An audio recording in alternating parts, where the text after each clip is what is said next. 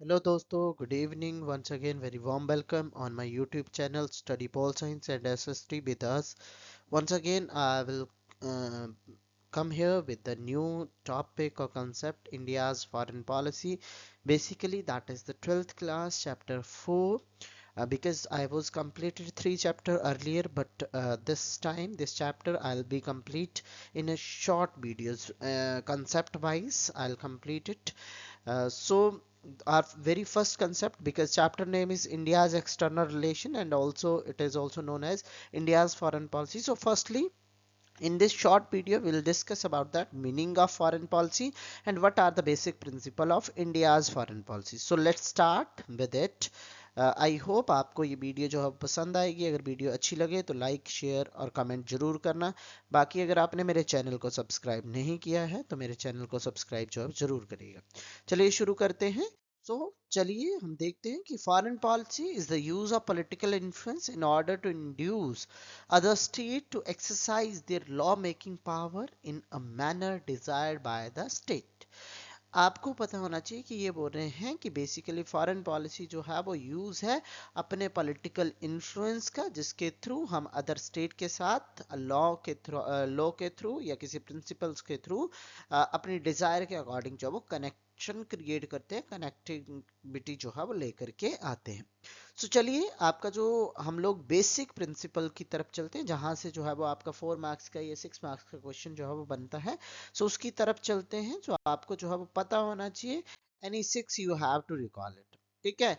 सबसे पहला जो आपका फॉरेन पॉलिसी के बेसिकली जो, अगर मैं बेसिक प्रिंसिपल्स की बात करूं तो belief in United nation and non align movement, promotion of world peace, anti-racialism, Panchsheel, anti-colonialism and anti-imperialism, non-alignment, friendly correlation with neighbors, regional cooperation. ये जो है वो कुछ एक बेसिक प्रिंसिपल है. सबसे पहले हम बात करते हैं belief in United nation and non align movement, या बेसिकली नॉन अलाइन मूवमेंट आपका जो है वो सेपरेट भी है. तो यहाँ पर जो हम लोग बात करते हैं कि बिलीफ इन यूनाइटेड नेशन का मतलब क्या है कि इंडिया जो है वो यूएन चार्टर को फॉलो करता है और यूएन चार्टर के अकॉर्डिंग ही जो है वो अपने फॉरेन पॉलिसीज को एस्टैब्लिश करता है, या आपकी वो जो अदर कंट्रीज हैं आउटसाइड ऑफ टेरिटरी, जो स्टेट्स हैं कंट्रीज हैं, उनके साथ जो रिलेशन बनाता है बच्चे. ठीक है. किसी भी तरह के एग्रीमेंट, किसी भी तरह के ट्रीटीज, किसी भी तरह के जो है वो आपका बेसिकली अगर हम बात करते हैं किसी भी तरह का कोई भी जो है टॉक होगी या बातचीत होगी, वो सारी जो है वो आपका यूएन के प्रिंसिपल्स को ध्यान में रख करके जो है वो आपका फॉलो करता है.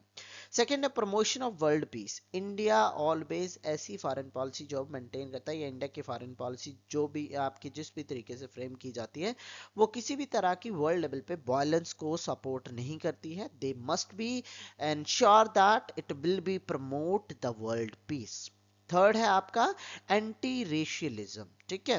सो आपको जो है ये क्लियर पता होना चाहिए. एंटी रेशियलिज्म का मतलब होता है रेस, मतलब आपका जो है बेसिकली कलर कॉम्प्लेक्स के आधार पर जो है वो आपका जो डिस्क्रिमिनेशन होता है, काले गोरे का जो भेद होता है, उसको बोलते हैं रेशियलिज्म. सो इंडिया की फॉरेन पॉलिसी कभी भी जो है वो रेशियलिज्म को आपका सपोर्ट नहीं करती है. ऑलवेज उन कंट्री को पूरी तरह से क्रिटिसाइज करती है या कहीं ना कहीं नेग्लेक्ट करती है जो रेशियलिज्म की पॉलिसीज को फॉलो करते हैं. सो India's foreign policy also support the anti रेशियलिज्म. उसी के साथ पंचशील एग्रीमेंट. ये जो पंचशील एग्रीमेंट है बेसिकली ये आपका जो है इंडिया फॉरेन पॉलिसी का एक जो बेसिक प्रिंसिपल है. इसमें 5 जो है वो आपके बेसिक प्रिंसिपल है. इसको जो है 29 अप्रैल 1954 को चाइना के साथ जो है वो साइन किया गया था. ये जो पंचशील है इसमें क्या क्या प्रिंसिपल हैं कि हम लोग जो है वो पीसफुल को एग्जिस्टेंस को प्रमोशन करेंगे. हम लोग किसी की आपकी जो है वो जो इंटरनल इंटेग्रिटी है, सॉवरेनिटी है, ठीक है, इसमें जो आपका किसी भी तरह का इंटरफेयर नहीं करेंगे. हम नॉन एग्रेशन की पॉलिसीज को फॉलो करेंगे. ठीक है. कि हम किसी के साथ लड़ाई झगड़ा नहीं करेंगे. साथ ही साथ जो है वो हम लोग कभी भी जो है वो दूसरी कंट्रीज के साथ किसी भी तरह का जो है वो आपका वायलेंस, किसी भी तरह की कोई ऐसी एक्टिविटी नहीं आपकी जो है वो करेंगे जिससे जो है उसकी इंटरनल जो आपकी डेमोक्रेसी है या इंटरनल जिस भी तरह का उनका मैटर है उसमें कभी भी इन्वॉल्वमेंट नहीं करेंगे. और साथ ही साथ हम पीसफुल तरीके से, ठीक है, कोऑपरेशन को सपोर्ट करेंगे और साथ ही साथ अपनी नेबरिंग कंट्रीज की खासकर जो है वो ध्यान रखेंगे। तो ये जो है वो कुछ एक 5 प्रिंसिपल हैं जो कि पंचशील में इंक्लूडेड है। सो आपको पता होना चाहिए पंचशील हमने जो है चाइना के साथ बेसिकली जो है वो 29 अप्रैल 1954 को साइन किया गया था। नेक्स्ट है एंटी क्लोनियलिज्म एंड एंटी इंपीरियलिज्म। क्लोनियलिज्म और इंपीरियलिज्म दो अलग अलग टर्म्स है बच्चे। क्लोनियलिज्म बेसिकली जो है वो किसी भी स्ट्रॉन्ग पावर के द्वारा, ठीक है, अपने इकोनॉमिक पर्सपेक्टिव को फुलफिल करने के लिए किसी दूसरी कंट्रीज के टेरिटरी को आपका जो है वो कहीं ना कहीं एडमिनिस्टर करना या दूसरी कंट्री की टेरिटरी को अपने रूल्स के अकॉर्डिंग चलाना, दैट इज क्लोनियलिज्म। ठीक है। इंपीरियलिज्म में क्या होता है कि दूसरी कंट्री की, दूसरी जो किसी भी स्टेट की जो आपकी टेरिटरी है उसको अपने ही अंडर मिला लेना, अपने एम्पायर के, अपने एरिया के अंदर जो है वो मिला लेना, या अपनी जो टेरिटरी, अपनी जो कंट्री की टेरिटरी है उसके अंडर जो है वो मिला लेना। बेसिकली कॉलोनियलिज्म में क्या होता है कि आपका वो जो कंट्री है, जो उस कंट्री को कंट्रोल कर रही है, एडमिनिस्टर कर रही है, चला रही है, वो उसकी टेरिटरी को अपनी कंट्री का पार्ट नहीं मानती है कि हाँ ये मेरी कंट्री का पार्ट है।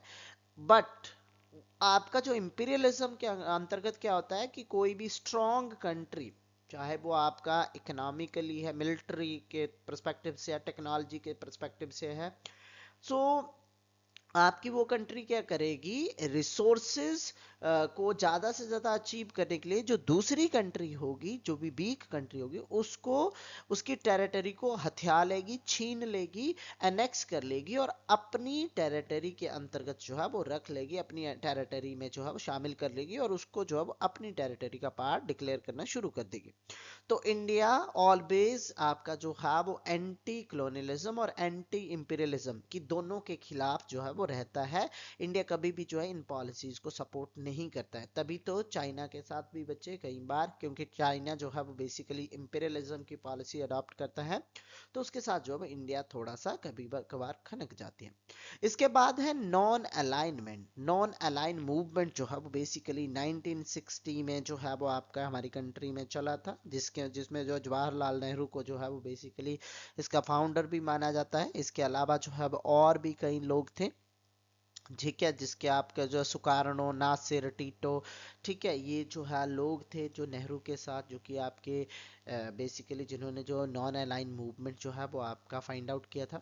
ये कब फाइंड आउट हुआ था, जब आपका second world sorry cold war चल रही थी। तो उस टाइम जब वर्ल्ड दो आपके जो है वो ब्लॉक्स में बंट रहा था, एक तरफ यूएसएसआर, दूसरी तरफ यूएसए, तो वो कंट्रीज थी जिन्होंने जो है वो बेसिकली दोनों में से किसी भी ब्लॉक को जो है ज्वाइन नहीं किया था। तो उन्होंने इस नॉन अलाइन मूवमेंट को, नॉन अलाइनमेंट को जो है शुरू किया था।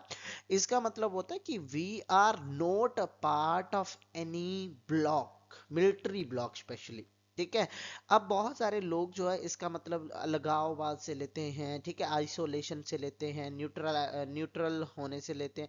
बट स्टिल इसका मतलब होता है कि when the world is divided into a two bloc, ठीक है, two military bloc, India is not becoming a part of any bloc. कि आपका जो है जब भी वर्ल्ड दो या दो से ज्यादा मिलिट्री ब्लॉक, जितने भी मिलिट्री ब्लॉक में बंट रहा होगा, तो इंडिया उन मिलिट्री ब्लॉक का पार्ट जो है वो नहीं बनेगा, हिस्सा नहीं बनेगा। इंडिया जो है वो अपना अलग रहेगा उन मिलिट्री ब्लॉक से बचे। नॉन अलाइनमेंट का मतलब ये बिल्कुल नहीं है कि हम लोग जो है वो वर्ल्ड लेवल से ही पूरी तरह से अलग हो जाएंगे, ऐसा बिल्कुल नहीं है। ठीक है। आपका जो है वो हम लोग ऑलवेज जो है वो इंटरनेशनल लेवल पे एक्टिवली पार्टिसिपेट करेंगे, बट मिलिट्री ब्लॉक का ध्यान रखना कि जब भी वर्ल्ड मिलिट्री ब्लॉक में डिवाइड होने लगे तो उस टाइम जो है वो इंडिया किसी भी ब्लॉक का पार्ट नहीं बनेगा। नेक्स्ट है फ्रेंडली कोरिलेशन विद नेबर। ठीक है, कि आपके जो है वो नेबर कंट्री के साथ हमें जो फ्रेंडली रिलेशन बनाने हैं, ठीक है, कोऑपरेटिव रिलेशन जो क्रिएट करने हैं। क्योंकि आपको पता होना चाहिए कि हमारे नेबर ही सबसे पहले जो है वो हमारे, अगर हमें ज़रूरत पड़ती है तो वही साथ आते हैं। साथ ही साथ अगर हमारी नेबरिंग कंट्रीज के साथ अच्छी बनेगी तो हमें जो ट्रेड वगैरह करना है तो उसमें जो आसानी हो जाएगी, क्योंकि हम लोगों को वो बाहर जो भेजने के लिए कॉस्ट लगती है वो नहीं लगा करेगी। तो आपका जो है वो बेसिकली ट्रेड की वैल्यू भी ज़्यादा हो जाएगी।